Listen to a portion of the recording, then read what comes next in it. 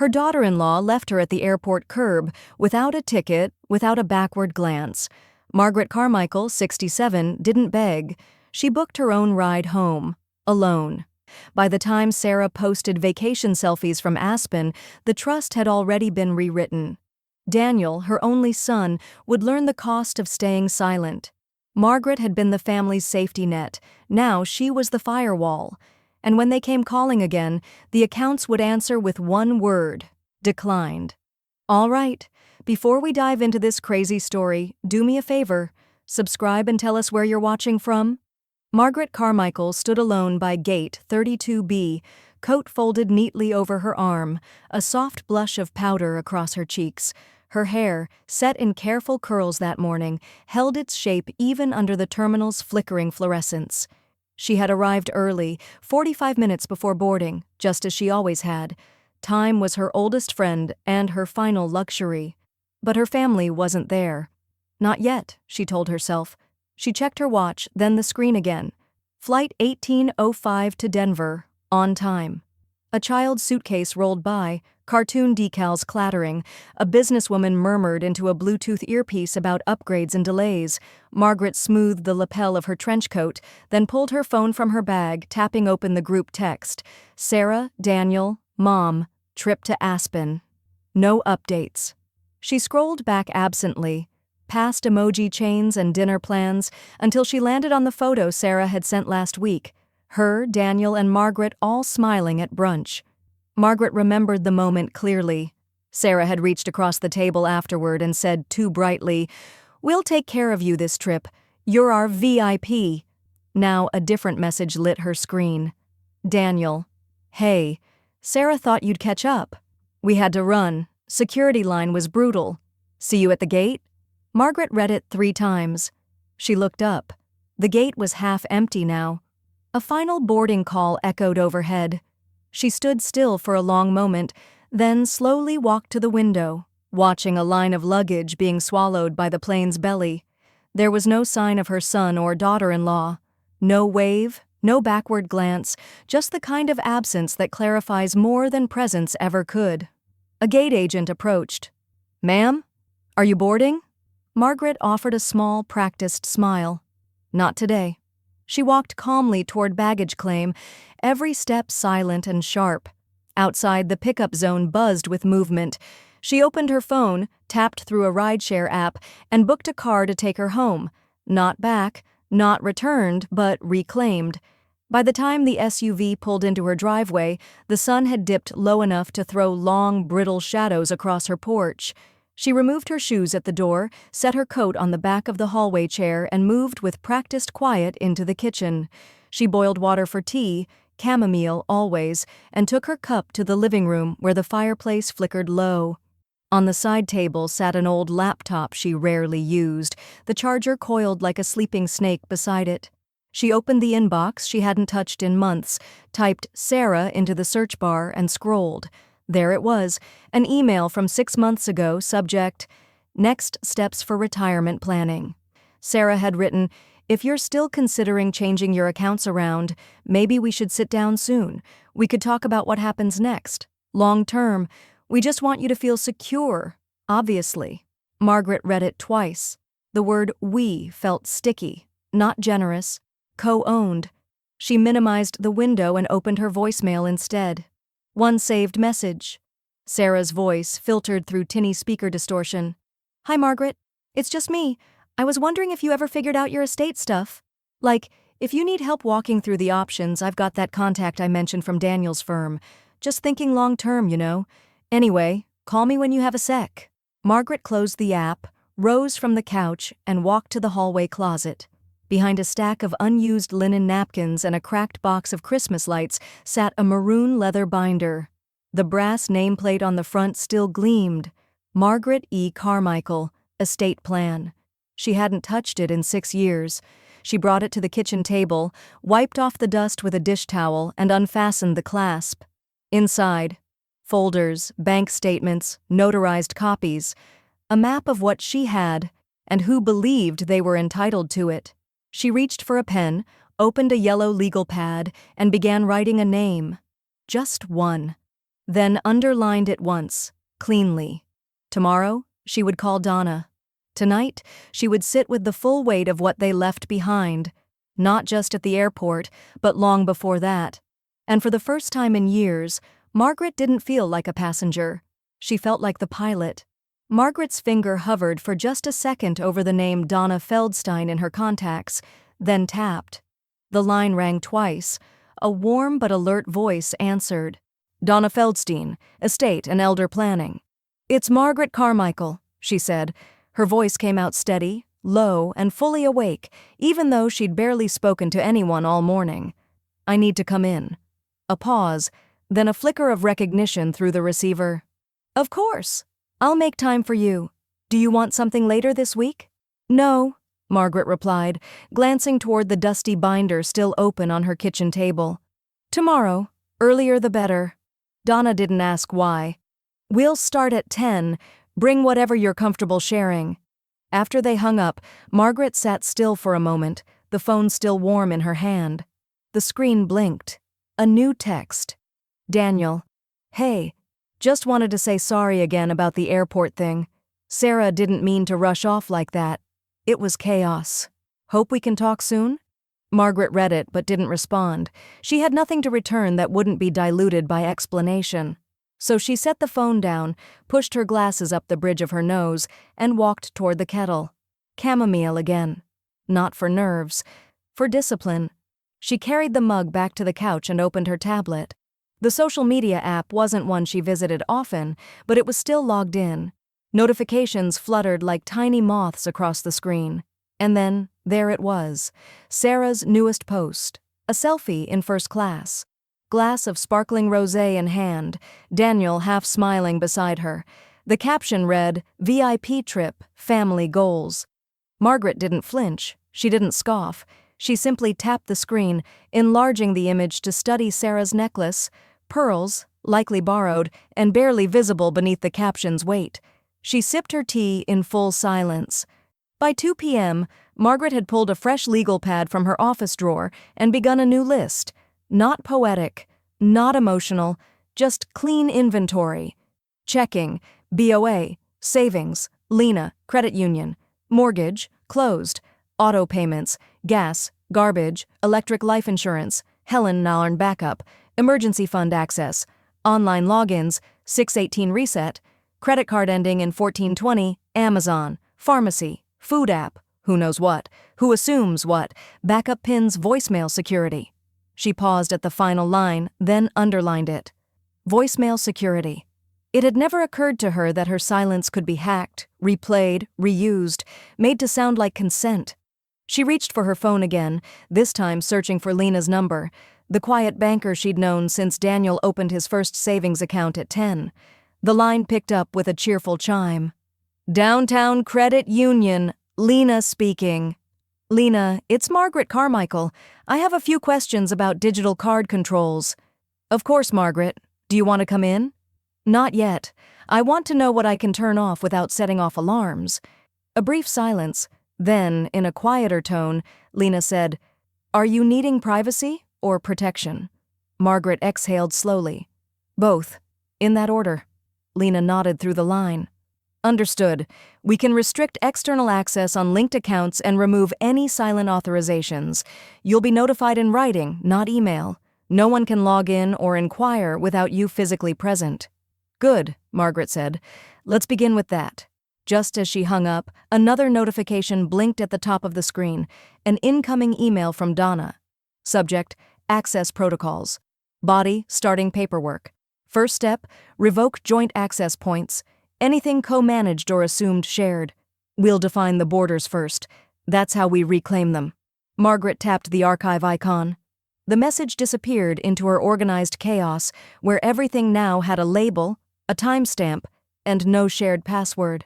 She sat back, arms folded loosely, her gaze drifting toward the binder again. So many years she'd equated sharing with trust. Now she knew better. Trust wasn't built on what you handed over. It was measured in what you no longer had to explain. Outside, wind stirred the trees. Margaret reached for her pen and added one more line to her list. Emotionally withdrawn is not equal to legally unprepared. Then, in the corner of the page, she drew a small, tight circle around a single word: reset. Tomorrow, it wouldn't be just her passwords, it would be her power. The email came in at 9:14 a.m., subject line, Shared Travel Expenses, Aspen. Attached was a PDF of flight confirmations, hotel bookings, and 2 receipts from airport lounges, none of which included Margaret. Beneath the itemized list, Sarah had typed just one sentence. Since this was originally discussed as a group trip, I figured it made sense to split. Let me know how you want to handle it. Venmo or Zelle is easiest. Margaret stared at the smiley face longer than the actual request. There was a studied ease to the way Sarah worded it. Friendly, breezy, performed for a version of Margaret who would, no doubt, feel flattered to be included, now that the fun was already over. She clicked reply, typed a single word, declined, then hit send without signing her name. She stood, walked to the kitchen, and poured herself the last inch of coffee from the French press. The sun had just crested the neighbor's rooftop, slanting into her kitchen like it had something to prove. The phone buzzed on the counter. A call. Daniel. She didn't answer. Another buzz. Voicemail transcription already scrolling across the screen. Daniel. She's freaking out. Says you're being spiteful over one misunderstanding. Can we please talk before this becomes a thing? Margaret locked the screen. This was already a thing. By the time she arrived at Donna's office, the sky had clouded over and the wind pressed insistently at her coat. Donna ushered her inside, motioned to the client chair, and slid over a neat stack of papers already bearing Margaret's name. Today we'll revise your healthcare proxy and power of attorney, Donna said. Clean slate, clear authority. I want Daniel removed, Margaret said quietly, folding her hands in her lap. Helen replaces him, effective immediately. Donna didn't flinch. She's already your secondary. I'll reverse the order. Margaret nodded. I'd also like every single page reviewed. The trust, the TOD designations, the executor clause. I want to understand what's assumed and what's real. We'll go line by line, Donna said. This time, on your terms. They worked for over an hour. Margaret took notes, asked precise questions, didn't blink at legal language. She caught discrepancies Donna had missed. When it came time to re-sign the healthcare forms, she took the pen and pressed her signature with full weight, her handwriting steady, unhesitant. Back home, she hung her coat neatly in the closet, made a fresh pot of chamomile, and took a seat at the dining table. Her phone vibrated again, this time a text. Sarah, if you needed a ride that badly, you could have just asked nicely. Margaret didn't respond. She didn't even frown. She walked to her printer, tapped Print Texts, selected the thread, and watched as the pages rolled out. Sarah's voice reduced to ink on a page that now belonged to Margaret's legal file. She slipped it into a folder labeled Correspondence, Hostile or Strategic, and slid it behind the estate binder. There was something deeply clarifying about capturing intent in 12-point font. No interruptions, no gaslighted rephrasing, just proof. Later that evening, Helen stopped by with a fresh loaf of honey oat bread wrapped in a tea towel. You look like someone who just cleaned a whole house without moving a muscle, Helen said. Margaret smiled. I cleaned something, not a house. They shared thick slices of bread with apricot jam, neither one needing to fill the space between bites. Margaret didn't explain the text. She didn't mention the reimbursement request. She didn't have to. Instead, she opened her estate binder, flipped to the fresh tab labeled Current Power of Attorney, and handed Helen the notarized copy. I trust you to speak for me, she said, when necessary, and never before. Helen read the paper silently, then folded it with care. You know, she said, placing it back in its envelope, it doesn't take much to be courteous. But it does take effort. Sarah's never made that effort, not once. Margaret didn't disagree. She just stood, opened the cabinet drawer marked Office, and slid the envelope inside. Outside, dusk settled in quietly, pulling the light low and long across the windows. Inside, Margaret returned to the legal pad on her desk. Her original list was now half-checked, and a new heading had formed underneath in tidy handwriting. Courtesy, when earned beneath it, she wrote only one sentence. Silence isn't a favor they get to keep cashing. The sound of the printer hum filled Margaret's kitchen just after 9 a.m. A small, warm thing, less like a machine and more like a ticking clock she'd finally taken back. One page at a time, the new documents emerged. Signatures fresh, language airtight. The trust was no longer a suggestion, it was now law. She clipped the pages together and slid them into her binder behind the freshly labeled tab. Independent Trust activated. Donna had filed everything at 8:03 sharp, with a brief message that read, "Cleanly done. No room for misinterpretation. Proud of you." Margaret didn't smile, but she did exhale in a way that softened the bones of her shoulders. 10 minutes later, Lena's call came. "We finalized everything on our end," Lena said. "Daniel's backup access is removed. He won't be notified. You requested stealth mode. Credit line frozen. Alerts rerouted only to you." "Good," Margaret said. "And the overdraft links?" "Unlinked as of this morning. Any future declines will show only the current cardholder's name." That's all I needed to hear. She hung up and moved to the window, stirring her tea absently while the screen door clicked in the breeze. It was Daniel's birthday today. She didn't forget. She just handled it differently. She pulled out a pre-purchased card from the drawer, the kind with a lighthouse on the front and a vague quote about finding your own way. She signed it. "Mom, no check, no gift card, just that." She sealed it, stamped it, and dropped it in the outgoing mail tray with the quiet finality of someone returning a library book they no longer wanted to reread. Later that afternoon, Helen picked her up for brunch at a small bistro near the marina. The hostess knew Helen by name. The two women were seated near the window, where the light came through like an invitation, not an interrogation. Helen passed Margaret the dessert menu upside down. "Look at the bottom." Margaret flipped it, handwritten across the back in blue ink. "Barcelona, Lisbon, Santorini. Cruise options," Helen said with a grin. "My treat, but you have to say yes before we order the lemon tart." Margaret looked up from the list, something soft but deliberate in her eyes. "I'll pack light."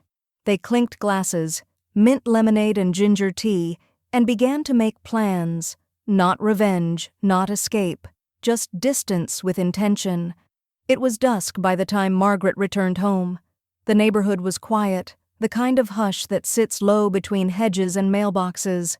Then came the knock. 3 soft raps on the front door. Familiar. Too familiar. Margaret opened it slowly. There stood Sarah, hairstyled to frame her face in effortless curves, a reusable grocery bag looped over one shoulder, the expression rehearsed but not sincere. "Hi," Sarah said, voice light. "Just wanted to check in. We got back late last night and I figured maybe we could clear the air." Margaret didn't step aside. "You didn't wait for me before," she said calmly. "Don't pretend now." Sarah blinked, caught mid-smile. "It wasn't personal, Margaret. We were just trying to catch the flight. You know how security gets." Margaret leaned her shoulder against the doorframe. "You left without a word. Now you want one." Silence bloomed between them like an overwatered houseplant. Too much care? Too late. Margaret glanced down at the grocery bag. "Is that supposed to be an apology?" Sarah fumbled. "It's just a few things you like. Tea? Those rosemary crackers?" Margaret took a slow breath, then looked Sarah dead in the eye. "Your timing's off. So's your audience." Then she stepped back, not to invite her in, but to close the door. Software exact. Sarah's footsteps receded down the walk. Inside, Margaret walked back to her desk, where the legal pad still sat beneath a coaster ring from her morning tea. She added a new entry beneath her last note. "When the ride didn't come, I learned to drive myself," then circled it twice. Lena's phone lit up at 7:38 a.m., an unknown number, but she knew that tone even before she picked up. Aggression wrapped in a forced laugh. "Hi, yes, this is Sarah Carmichael. I need to speak with someone immediately about a card decline that happened yesterday. My boutique's vendor account bounced mid-checkout, and your branch has made a very expensive mistake." Lena pressed the receiver to her ear, calm as ever. "Let me pull up your profile." She already knew what she'd find. Nothing. That was the point. After a moment, Lena said, "I'm not seeing an active account under your name tied to Margaret Carmichael's trust. You're not listed on any current documentation or access points." Sarah's voice shifted, sharpened. That can't be right. I've had backup authorization for years. Margaret gave it to me directly. Lena didn't flinch. Access was legally terminated. We're not authorized to provide further detail to non-account holders. You people are unbelievable. Then a pause. She wouldn't do this. But she already had. Click. By mid-morning, Margaret was folding laundry by the window when her phone buzzed. Daniel. She let it ring, then watched the voicemail transcribe in real time like a slow leak across glass. Mom. Sarah just got off the phone with the bank. What did you do? Margaret wiped her hands on a towel, picked up the phone, and tapped out her reply without even sitting down. I did what you refused to. She didn't add a period. He didn't deserve the closure. The next knock at her door wasn't a person. It was a delivery. A thick manila envelope with her name hand-lettered across the front in Donna's unmistakable scrawl. Inside, a notarized update, stamped and sealed. Effective immediately, all inheritance provisions previously outlined in the Carmichael Living Trust are to be considered conditional upon behavior-based criteria. Translation: just being family no longer counted. A second copy was mailed, certified, to Daniel and Sarah's home. Margaret pictured it landing in their mailbox with all the quiet weight of a changed future. Later that afternoon, she poured herself an iced tea and opened her phone out of habit. She never checked Sarah's socials, but today, something pulled her thumb toward the app. It was there, predictable, almost pitiful. Sarah had posted a close-up of a cocktail on their back patio, two perfectly manicured fingers wrapped around the glass. The caption, "Some people are so bitter, it's sad." Margaret zoomed in. The drink was untouched. The ring on Sarah's hand had been edited to sparkle brighter. She locked the phone, walked to the hall, opened the bottom drawer of her desk, and pulled out the cruise catalog Helen had dropped off last week, pages dog-eared and coffee-stained with options. She didn't need the fine print. She just needed one thing: a balcony. She dialed the number and pressed her index finger to the receiver while the agent spoke. "Yes," she said softly. "Solo travel. Balcony cabin, not obstructed. I want to see every wave." "And the departure date?" the agent asked. Margaret's voice was smooth. "Earliest available." She hung up with a confirmation email already buzzing in. She walked into the kitchen and pinned it on the fridge with the same magnet that used to hold up Daniel's third-grade art. Then she poured the last of her tea down the sink, rinsed the glass clean, and turned off the light. Her house was silent, yes, but the kind of silence that spoke volumes.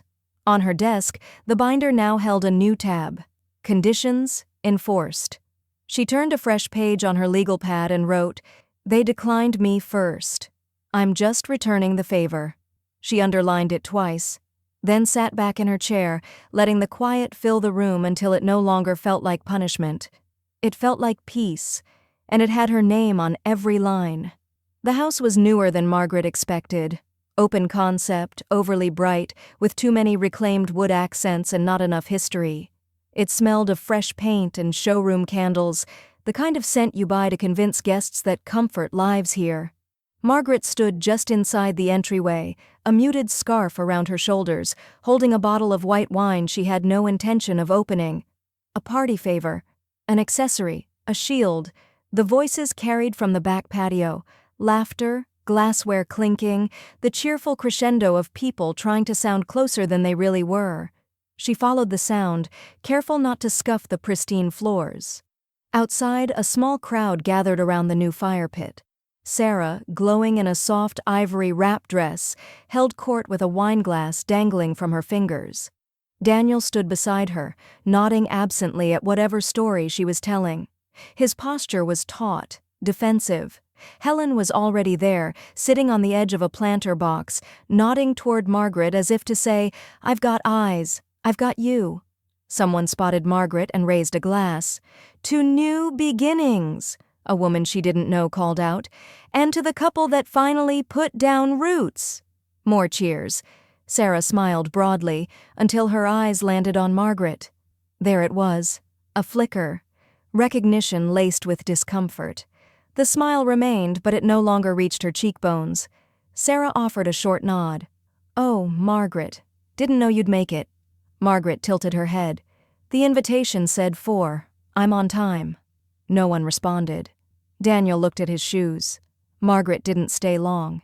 She drifted through the kitchen, noting the marble backsplash, the chrome fixtures, the strategically placed wedding photos, Sarah in her gown, Daniel mid-laugh, not a single image with Margaret in it. The crowd thinned as the evening wore on, laughter fading into murmurs, music reduced to ambient hum. Margaret moved quietly toward the kitchen counter and set down her envelope. It was unmarked, save for the initials D and S on the flap. Inside, a single printed letter from Donna's office outlining the recent trust revisions. It listed access removals, account disassociations, and a closing note about revised estate priorities. Future access contingent upon demonstrated fiduciary respect. She didn't need them to open it now. It could wait until their next bank error or vacation plan. She simply placed it beside the marble fruit bowl and walked out without a word. Helen was already waiting in the car.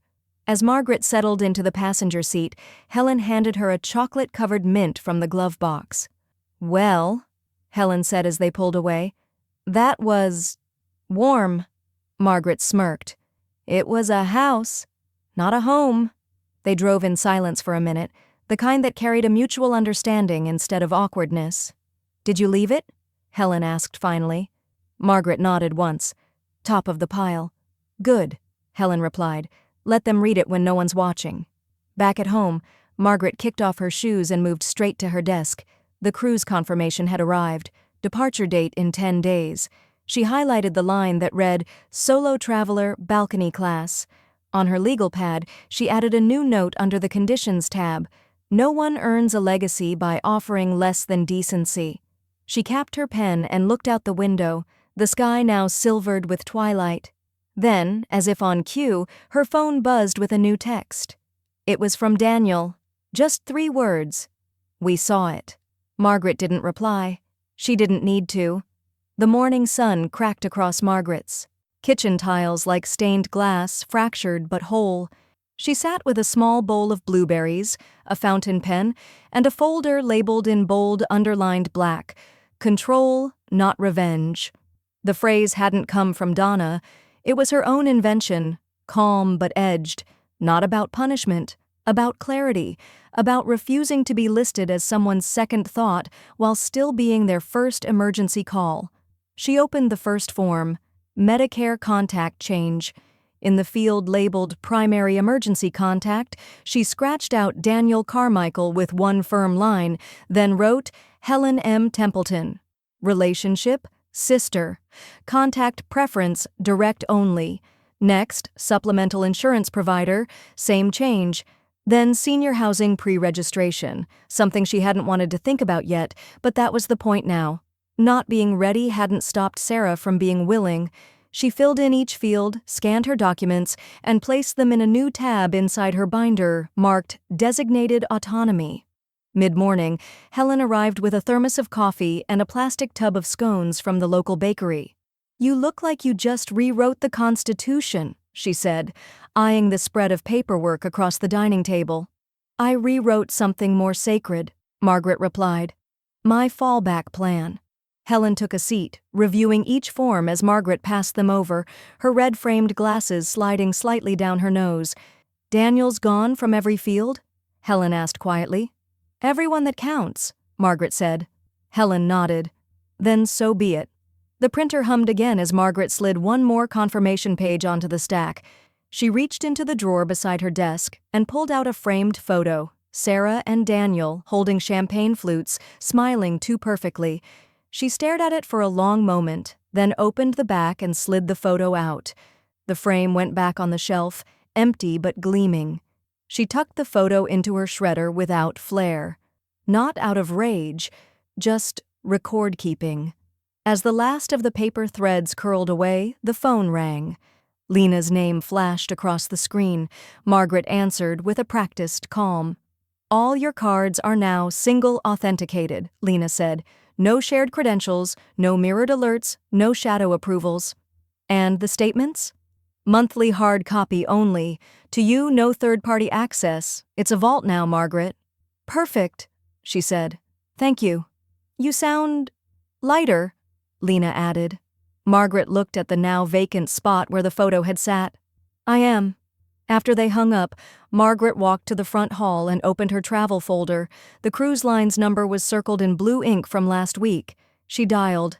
I'd like to upgrade my stateroom, she said when the agent answered. Balcony was fine, but I think I'm ready for a suite. The agent chuckled. Celebrating something? Yes, she said with a faint smile. My own company. Confirmation would be emailed, the agent promised. Departure in 9 days. Later that evening, just as the light began to amber across her living room floor, her phone buzzed with a new message. Sarah, text only. Hope the view's worth it. Margaret read it twice, then a third time, scanning for the venom beneath the varnish. She didn't reply. She didn't even roll her eyes. Instead, she reached for her legal pad and wrote, When they mock your view, it's because they fear your perspective. She placed the pen down. Then, without hesitation, she opened her photo app, selected every image containing Sarah, and tapped delete. The screen asked, Are you sure? She pressed, Yes, twice. From the corner of the room, her smart speaker blinked awake at the sound of her voice. Play something for clarity, she said aloud. A quiet cello suite filled the space, low, clean, and precise. Margaret sat back in her chair and let the music fill the silence Sarah could no longer reach. Outside, the wind picked up. Inside, the statement was already printing. It began, as most shifts in power do, with a quiet file folder. Margaret sat across from Donna in the conference room, the windows half-shuttered against the afternoon glare. No fanfare, no outrage, just a crisp manila file sliding across the polished table. This is everything, Donna said. Bank statements, metadata, your original authorizations. She accessed 3 services, 2 retail, 1 medical, after her name had been legally removed. Margaret nodded. I want to file it, but I want no calls, no drama. Donna's mouth twitched at the corner. You'll have both. The police won't escalate without your consent, and we'll keep it civil until we're forced not to. That evening, Margaret drove herself to the local precinct. No one knew. Not even Helen. The building smelled of copy toner and dusted linoleum. A young officer with tired eyes took her report, typed each word carefully, as if surprised that someone so composed could describe something so cruel. At the end, he said, Would you like to press charges? Not yet, Margaret said, but I want a record, because if she comes for me again, I won't be whispering. The officer nodded. Outside, the air was cold enough to sting. Margaret zipped her coat to the collar and walked herself home, each step steadier than the last. By the time she got there, Lena had already emailed. Subject, security lock, finalized body. All affiliated merchant cards terminated. Shadow permissions removed. Your digital vault is clean. You're the only fingerprint that matters. Margaret replied with a simple thank you and logged it in her binder under a new tab. Breach resolved. She didn't even need to guess what came next. 3 days later, Sarah stood at the counter of her boutique's floral vendor, a custom arrangement in her arms, a client behind her and her phone already in hand to tap and go. But the terminal beeped, declined, a beat, then again, declined. The vendor gave her a look, neutral, but questioning. Sarah forced a laugh. That's weird. It always works. Can you try manually? They did. Declined. No error code. No redemption. Sarah fumbled for another card, mumbled something about banks being so weird lately, but her face had already cracked around the edges. Across town, Margaret sat by her front window with her legal pad balanced on her lap, logging the merchant notification from Lena's fraud alert system.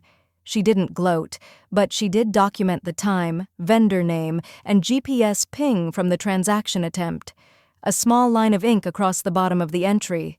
That bouquet was never for me. Later that afternoon, the doorbell rang. A courier handed her a slim envelope with silver-foiled lettering, Oceanus Voyages. Margaret opened it slowly. Inside, final confirmation. Balcony suite, priority boarding, 1 ticket, 1 name. Passenger, Margaret E. Carmichael.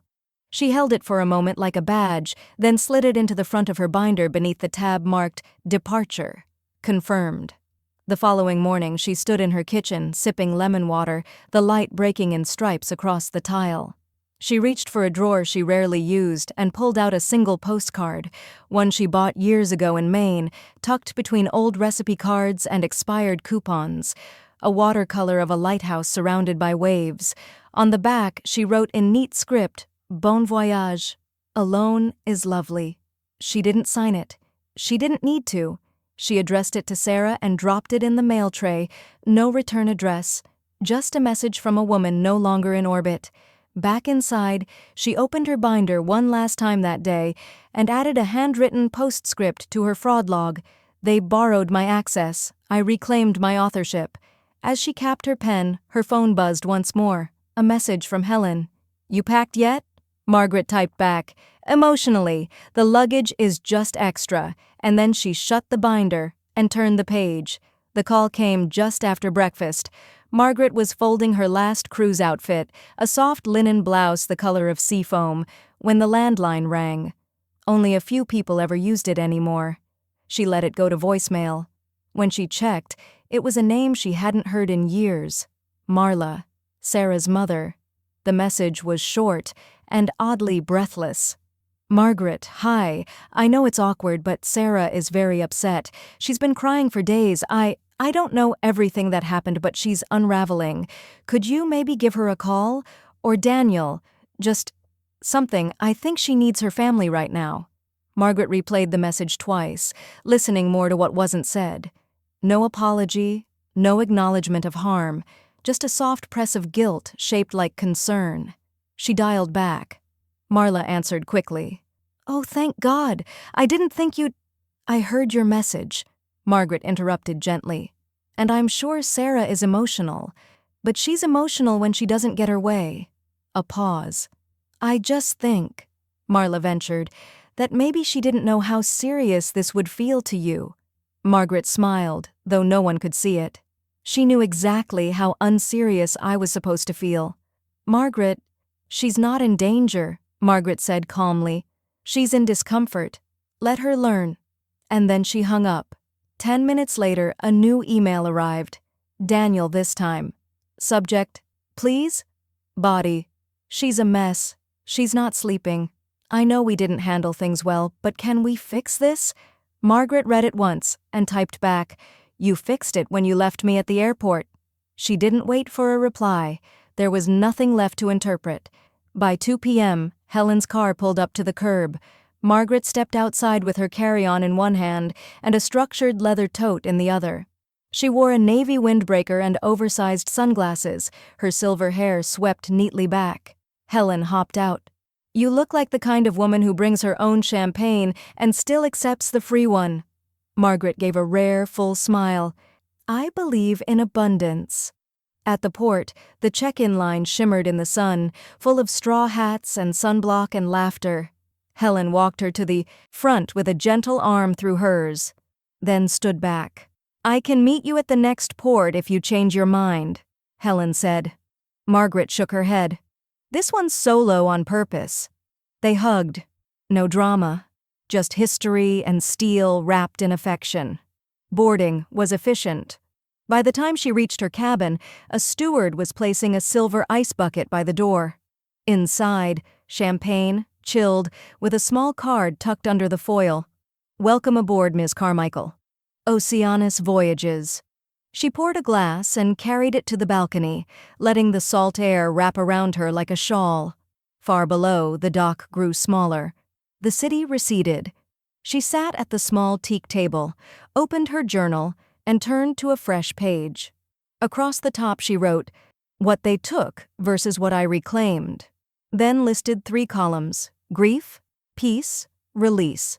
She started writing under each, short phrases, fragments of memory and clarity. Grief, the voicemail that pretended to be concern. Peace, the silence after closing the binder. Release, no longer explaining myself to anyone who already decided. She paused, let the pen rest, just breathed. Then, with a kind of ceremonial calm, she reached into her tote and pulled out the last file from Donna's office. The final fraud paperwork, now signed and dated. She slipped it into the prepaid return envelope and walked it down to the ship's business concierge. "Priority Express," she said. "I want it at the firm before I'm out of port." The concierge nodded.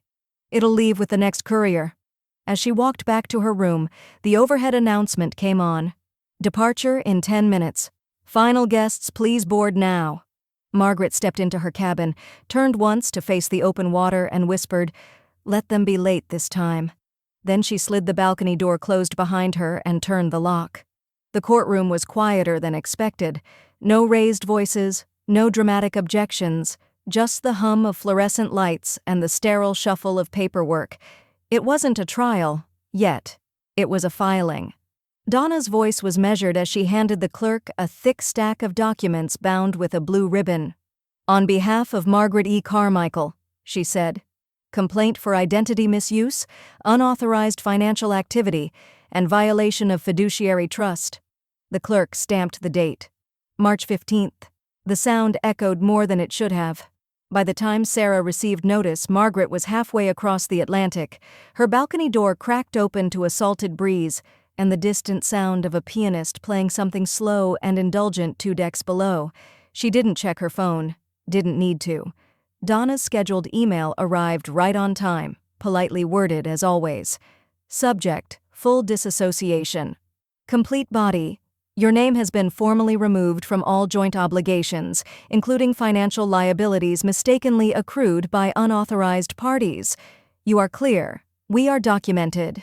Margaret closed the email with the kind of calm that doesn't come from relief, but from vindication.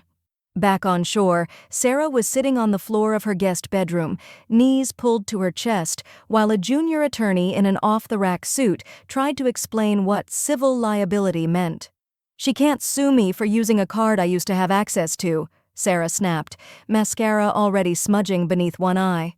The attorney didn't answer right away.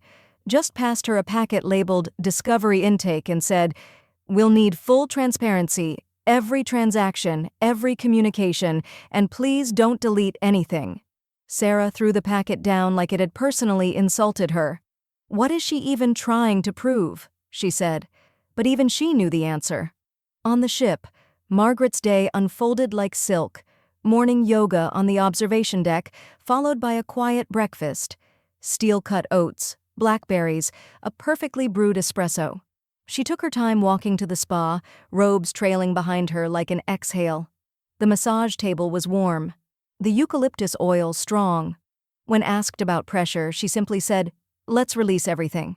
By the time she returned to her cabin, her skin smelled of citrus and clarity. The sun was beginning to drop, laying gold over the ocean like a sheet of foil. On the small coffee table sat an envelope from the ship's Wi-Fi center. Inside, a printed email from Donna. Subject: last revision, enacted body. As of today, all inheritance language has been formally updated. Sarah Carmichael is no longer a beneficiary. Daniel remains on conditional clause, reviewed annually. A copy will be held on file. Enjoy your cruise. Margaret placed the letter in her binder. This one went under a new tab. Legacy Final. Then she opened her personal checkbook and began writing slowly. Pay to the order of Women's Legal Trust Foundation. Memo: for the ones they underestimate. The check was substantial, not a flex, a correction. When she asked the concierge to overnight it from the next port, she added, "It needs to arrive with my name on it, and a copy of today's headlines if you carry American papers." He returned an hour later with a copy of the New York Tribune, tucked inside the cruise itinerary packet. Bottom corner, small headline, "Elder wins back control. Quiet legal victory draws attention to exploited seniors." Margaret folded the page cleanly and slipped it behind the check, then sealed both in an envelope with the cruise line's gold-embossed logo. As night fell, the ship began to sway, not from turbulence, but from rhythm. She stepped onto the balcony barefoot, glass of sparkling water in hand, her robe loose around her shoulders. The stars above were endless. The silence, earned. She raised the glass. not to toast, but to mark something gone. And then, from inside the room, her phone vibrated on the desk. One notification only. Sarah Carmichael is typing. Margaret watched it blink, then fade. She didn't open it. She didn't need to. She just closed the balcony door and pulled the curtains shut, letting the ocean take the rest of the night for her. The knock came just past noon. Firm, then lighter, as if it started with resolve and lost courage halfway through. Margaret was slicing lemon for her afternoon tea. She didn't rush. When she opened the door, Daniel stood there. Wrinkled shirt, shadows beneath his eyes, hands shoved too deep in his jacket pockets like a child waiting for scolding. "Hey, Mom!" She stepped aside without a word. Inside, the kettle began to whistle. Margaret moved toward it with unhurried grace. She poured 2 cups. Honey for hers, none for his. She set the mugs down between them at the small kitchen table. 2 matching coasters, 2 chipped edges, silence coiled like steam. Daniel didn't touch the tea. "Sarah's in trouble," he finally said. Margaret lifted her mug, blew gently, sipped. She didn't mean for any of it to go that far. She thought the access stuff was still. He stopped himself, then started again. "She's not sleeping. She's barely talking. And now with the court thing." Margaret reached into a drawer without reacting and pulled out a folder. She flipped it open to a color-coded spreadsheet, printed transaction records, dates, card metadata, merchant logs. She slid it in front of him. "Look." He glanced at it, once, then looked away. Margaret didn't raise her voice, didn't lean forward. She simply said, "You know what I find funny, Daniel?" He didn't respond. "I gave you both so many chances. I answered texts. I picked up your dry cleaning. I offered to babysit a child you never had. But when I stood in front of that terminal, alone, coat in my arms, all I needed was 30 seconds. Daniel swallowed. His throat clicked. "It was a mistake." "No," she said, voice like silk over steel.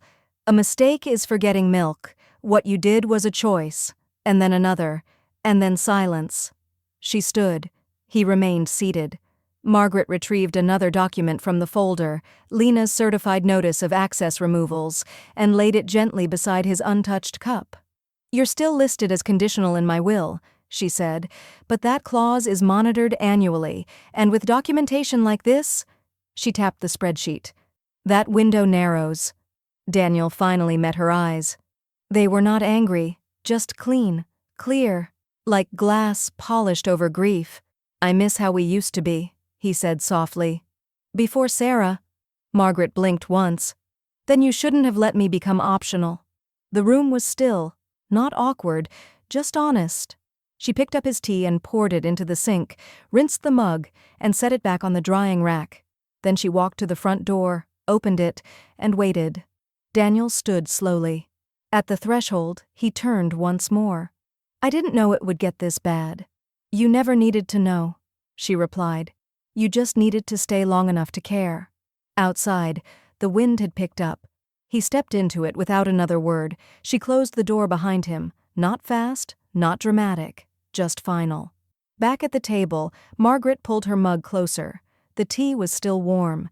She took a long sip, then reached for her pen and opened her journal. New entry. Visit from Daniel, 3:14 p.m. Observation. Grief returns not as apology, but as performance. She drew a single line beneath it, then added, "Forgiveness isn't owed where acknowledgement never landed." A small noise broke the silence, her phone buzzing against the countertop, a message, from an unknown number, just 3 words, "She's leaving me." Margaret stared at it, then, as if it were nothing more than another file in the wrong drawer, she deleted it. No reply, no reaction, just the sound of the tea settling back into stillness as she turned to her binder once more and filed away the last trace of Daniel's visit under a fresh tab. Withdrawal. Complete. The house smelled like citrus and fresh biscuits. Margaret had opened every curtain, letting the early light pour in over polished hardwood and a table set with quiet care. Linen napkins folded into tight fans, silver polished, fruit salad chilling in a glass bowl that caught the sun just right. Helen arrived first, balancing a vase of daffodils and a box of lemon bars from the co-op. "You've been redecorating," she said, glancing around. "Feels lighter." "Looks like someone turned the page," said June, arriving behind her with a small bouquet of lavender and a travel mug she'd forgotten to label. Margaret just smiled. "I had a little help from the sea." Within 10 minutes, the kitchen was filled with the clink of plates, warm butter, and the soft kind of laughter that doesn't need to prove itself. When all three women were seated, Margaret lifted her glass of grapefruit spritz. Helen grinned and tapped hers against it. "To boundaries that don't bounce," she said. They all laughed, genuinely, the kind that catches in your ribs and leaves no trace of bitterness behind. Margaret passed around the croissants, then excused herself briefly. She returned with a brand-new leather binder. Burgundy this time. Gold lettering embossed on the cover. Legacy, not liability. She laid it gently on the table and opened it to the first page, where Donna's latest notarized letter sat beside a single post-it note written in Margaret's careful script. "This version is mine." Helen leaned forward. "You redid it?" Margaret nodded. "The donation clause is official now. Senior advocacy, long-term housing, legal protections. I won't be giving them what they expected, but I will give something better to someone who's never asked." June raised her cup. "To redistributing the wealth of your damn peace." They toasted again, no fanfare, no press release, just three women who understood what it took to reclaim the pen. Later, when the table had been cleared and the daffodils had found their home in the front window, Margaret pulled a small photo envelope from the drawer. She'd had her cruise photos printed the old way. No filters, no edits, just truth. She flipped through them slowly, sun-drenched decks, watercolor ports, one shot of her silhouette against a pale orange sky. And then the last one, taken by a steward who'd offered to help. Margaret stood at the railing, hair swept back by wind, champagne in hand, no one else beside her. Just ocean. She looked at it for a long moment, smiled, not from triumph, but from deep cellular alignment. She placed the photo into a frame and set it on the mantel, where a picture of Daniel and Sarah used to be. The old frame, metallic and overwrought, had already been packed away, its space now quietly reclaimed. Helen stepped beside her. "That the final shot?" "It's the only one I didn't stage." They stood there in silence, shoulder to shoulder, until Margaret finally said, "I used to think being alone at the end meant I'd failed somewhere along the way." Helen didn't interrupt. "But maybe this isn't the end," Margaret added. "Maybe it's just the part I finally get to write in ink." Her voice didn't shake. Her eyes didn't gloss. Outside, the wind picked up again, brushing the blinds like a cue, gentle but sure. Margaret walked to her desk, opened the new binder, and flipped to the back where a fresh page waited. In her cleanest handwriting, she wrote, "Last deposit, dignity, final balance, peace." Then beneath it, she circled one word, intact. The knock came just after sunset, low, unsure, like someone trying not to be heard but needing to be answered. Margaret set down her mug, uncrossed her legs, and walked to the door. Through the frosted glass, a shadow waited. Slim frame, nervous shoulders. She opened it without ceremony. Sarah stood there, clutching a soft leather bag and an expression carefully built on fragility. Her makeup was precise, just enough to suggest she'd been crying, but not enough to look careless. "Hi," she said softly. "Can we talk?" Margaret didn't move. "Only if it's not about money." Sarah blinked. "It's not," she lied. Margaret stepped aside. Inside, the house was dimly lit with the kind of calm that came from order, from things placed intentionally, not performatively. The smell of bergamot tea lingered in the air. The fireplace crackled in low rhythm, throwing amber light across the clean hardwood. Sarah sat on the edge of the couch, as if afraid to make an imprint. "I know you probably hate me," she began, voice brittle but rehearsed. "And I don't blame you, I wanted to explain." Margaret said nothing. She sat opposite her, hands folded neatly in her lap, watching. Sarah looked down, eyes glassy. "I made mistakes, We both did, but I was under pressure, and Daniel, he doesn't always tell me everything, you know? And when the card stopped working and the calls started coming in, she let her voice trail off into a tremble. Margaret didn't blink. Sarah inhaled sharply. You were like a mother to me, more than my own in some ways. I always looked up to you. I think that's why this hurts so much. Still, Margaret said nothing. Sarah tried again. You know, people make choices when they're scared. Today's headlines, if you carry American papers. He returned an hour later with a copy of the New York Tribune, tucked inside the cruise itinerary packet. Bottom corner, small headline, Elder wins back control, quiet legal victory draws attention to exploited seniors. Margaret folded the page cleanly and slipped it behind the check, then sealed both in an envelope with the cruise line's gold-embossed logo. As night fell, the ship began to sway, not from turbulence, but from rhythm. She stepped onto the balcony barefoot, glass of sparkling water in hand, her robe loose around her shoulders. The stars above were endless. The silence earned. She raised the glass, not to toast, but to mark something gone. And then, from inside the room, her phone vibrated on the desk. One notification only. Sarah Carmichael is typing. Margaret watched it blink, then fade. She didn't open it. She didn't need to. She just closed the balcony door and pulled the curtains shut, letting the ocean take the rest of the night for her. The knock came just past noon. Firm, then lighter, as if it started with resolve and lost courage halfway through. Margaret was slicing lemon for her afternoon tea. She didn't rush. When she opened the door, Daniel stood there.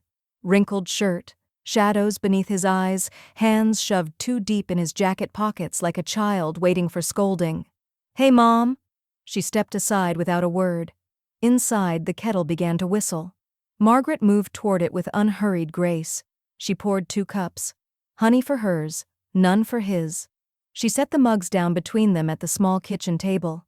2 matching coasters, 2 chipped edges, silence coiled like steam. Daniel didn't touch the tea. Sarah's in trouble, he finally said. Margaret lifted her mug, blew gently, sipped. She didn't mean for any of it to go that far. She thought the access stuff was still. He stopped himself, then started again. She's not sleeping. She's barely talking. And now with the court thing. Margaret reached into a drawer without reacting and pulled out a folder. She flipped it open to a color-coded spreadsheet, printed transaction records, dates, card metadata, merchant logs. She slid it in front of him. Look. He glanced at it, once, then looked away. Margaret didn't raise her voice, didn't lean forward. She simply said, You know what I find funny, Daniel? He didn't respond. I gave you both so many chances. I answered texts. I picked up your dry cleaning. I offered to babysit a child you never had. But when I stood in front of that terminal, alone, coat in my arms, all I needed was 30 seconds. Daniel swallowed. His throat clicked. It was a mistake. No, she said, voice like silk over steel. A mistake is forgetting milk. What you did was a choice, and then another, and then silence. She stood. He remained seated. Margaret retrieved another document from the folder, Lena's certified notice of access removals, and laid it gently beside his untouched cup. You're still listed as conditional in my will, she said, but that clause is monitored annually, and with documentation like this, she tapped the spreadsheet. That window narrows. Daniel finally met her eyes. They were not angry, just clean, clear, like glass polished over grief. I miss how we used to be, he said softly. Before Sarah. Margaret blinked once. Then you shouldn't have let me become optional. The room was still, not awkward, just honest. She picked up his tea and poured it into the sink, rinsed the mug, and set it back on the drying rack. Then she walked to the front door, opened it, and waited. Daniel stood slowly. At the threshold, he turned once more. I didn't know it would get this bad. You never needed to know, she replied. You just needed to stay long enough to care. Outside, the wind had picked up. He stepped into it without another word. She closed the door behind him, not fast, not dramatic, just final. Back at the table, Margaret pulled her mug closer. The tea was still warm. She took a long sip, then reached for her pen and opened her journal. New entry. Visit from Daniel, 3:14 p.m. Observation. Grief returns not as apology, but as performance. She drew a single line beneath it, then added, "Forgiveness isn't owed where acknowledgement never landed." A small noise broke the silence, her phone buzzing against the countertop, a message from an unknown number, just 3 words, "She's leaving me." Margaret stared at it. Then, as if it were nothing more than another file in the wrong drawer, she deleted it. No reply, no reaction. Just the sound of the tea settling back into stillness as she turned to her binder once more and filed away the last trace of Daniel's visit under a fresh tab. Withdrawal. Complete. The house smelled like citrus and fresh biscuits. Margaret had opened every curtain, letting the early light pour in over polished hardwood and a table set with quiet care. Linen napkins folded into tight fans, silver polished. "This digital nonsense."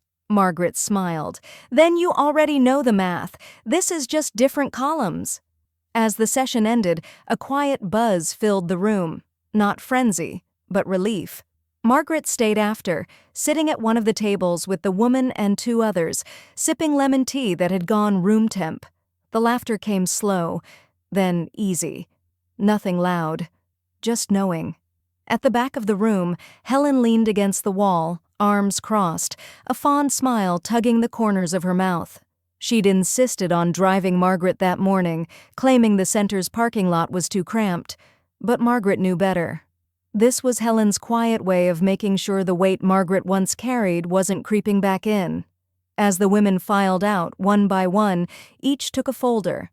Some hugged Margaret, some didn't. But all of them walked out straighter. Helen stepped forward. "You were good," she said. "I was honest," Margaret replied. "That used to feel risky." Helen handed her a wrapped lemon cookie. "Turns out it's a legacy." Margaret tucked the cookie into her bag and took one last glance at the now empty chairs. No applause, no headlines. Just one more room where the story got reclaimed.